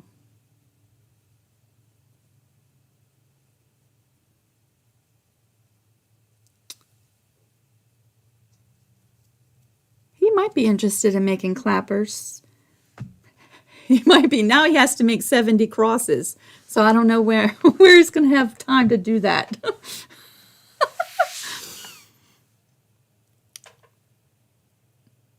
Oh, yeah. Tracy said it's $39.99 in the U.S. Wow. What a difference in pricing.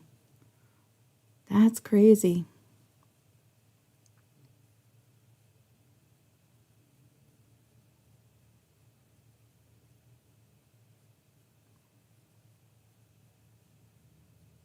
I would tell him about the clappers, y'all. I'm not so sure about the clappers. Don't they have to be a certain kind of wood or something? I don't know. He is so busy, y'all. Don't get your hopes up on that one. Okay? Don't get your hopes up.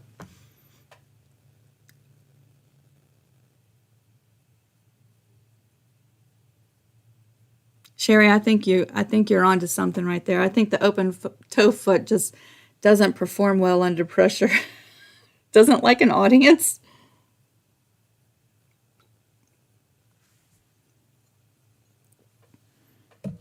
So Terry said, do you have a favorite chair for sewing? I have a stool that rocks back and forth. There's no back support, right? But it swivels like this. And there's no arms getting in my way. And I can get up and down, and it's just a round stool. The height is adjustable. But like I can be working here, and then I can just go over here. Unless I hit my knee on the leg of the tables there, which really hurts. I just have a stool. And I bought the stool at Staples a few years ago, and it was in the clearance section.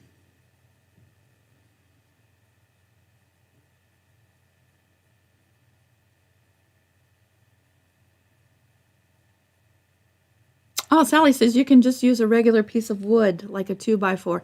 I didn't know if there was like saps in the wood that would come out with the heat or something. I don't know. I don't know anything about clappers. I do think they work really well, although I don't have any. I think the pressure and the wood absorbing the heat out of this, you do get flatter seams. I just don't have one. But I wasn't sure like if it had to be a special kind of wood or something. That's good to know.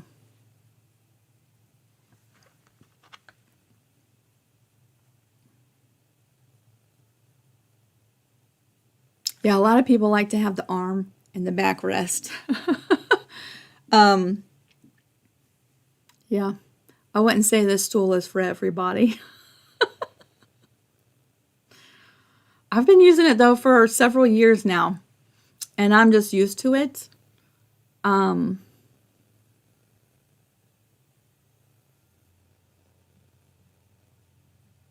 Oh, well, that makes sense. Sally said you want to make sure that the wood is kiln dried and not fresh cut. That makes sense.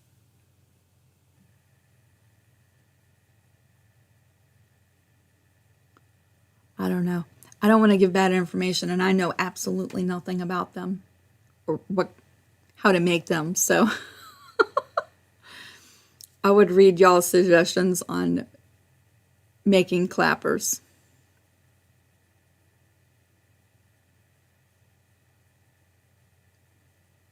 Also, Terry said she would fall off the stool because she's not used to it. But look, it swivels like this. You can go around in circles like that. All right, everybody. I'm off to Publix to get a sandwich and a cherry pie for church. I hope y'all have a fantastic evening. I'll see y'all tomorrow night. We're making a fun mug rug. Go grab the pattern. Pre-cut your pieces if you want to sew live with me. And yeah, we'll hang out tomorrow night. Okay? Have a great evening, everybody. It was great just chatting with y'all. Again, the method we used today, I'm not married to it. We'll see what we do next week. It's all a learning in progress for me. And yeah, if you have suggestions, I don't think I'm going to change out just using a sashing strip on the front and no sashing on the back because I've committed to that for this quilt. But if you have suggestions for ways for it not to buckle, I would love to hear. And I will come back and read the chat because I miss so much. So, bye everybody. Have a great night.